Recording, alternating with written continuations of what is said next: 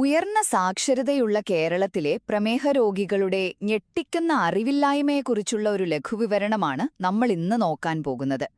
ഇന്ത്യയുടെ പ്രമേഹ തലസ്ഥാനമായ കേരളത്തിൽ ടൈംസ് ഓഫ് ഇന്ത്യയുടെ പുതിയൊരു പഠന റിപ്പോർട്ട് പ്രകാരം ഈ അസുഖത്തെക്കുറിച്ച് ആളുകൾക്ക് യഥാർത്ഥത്തിൽ എത്രത്തോളം ബോധ്യമുണ്ടെന്നത് നിങ്ങളെ ശരിക്കും അമ്പരപ്പിക്കും. ഒന്നാമതായി, പ്രമേഹം നമുക്ക് പ്രതിരോധിക്കാൻ കഴിയുമെന്ന യാഥാർത്ഥ്യം പലർക്കും അറിയില്ല എന്നതാണ്.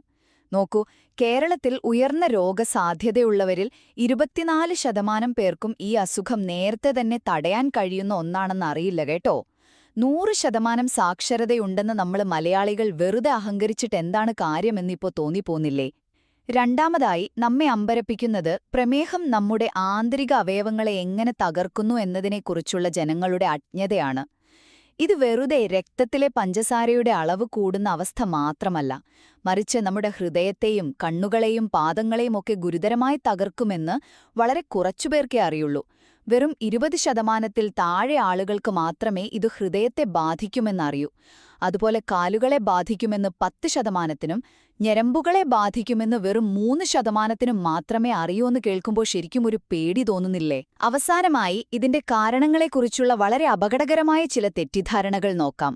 നമ്മുടെ കേരളത്തിലെ പ്രമേഹ നിരക്ക് 19%, അതായത് ദേശീയ ശരാശരിയേക്കാൾ നേരെ ഇരട്ടി.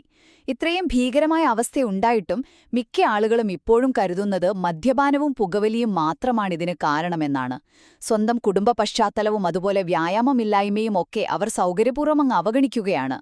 മരുന്നുകൾക്ക് പുറകെ പോകുന്നതിനു മുൻപ് നമ്മുടെ ജീവിതശൈലി തന്നെയാണ് മാറേണ്ടതെന്ന് ഈ റിപ്പോർട്ട് കൃത്യമായി ഓർമ്മിപ്പിക്കുന്നുണ്ട്. ചുരുക്കത്തിൽ, വെറും വിദ്യാഭ്യാസം കൊണ്ട് മാത്രം കാര്യമില്ല. സ്വന്തം ശരീരത്തെയും ആരോഗ്യത്തെയും കുറിച്ച് ശരിയായൊരു അവബോധമുണ്ടാക്കിയെടുക്കുകയാണ് ഏറ്റവും പ്രധാനമെന്ന് ഈ കണക്കുകൾ നമ്മെ പഠിപ്പിക്കുന്നു.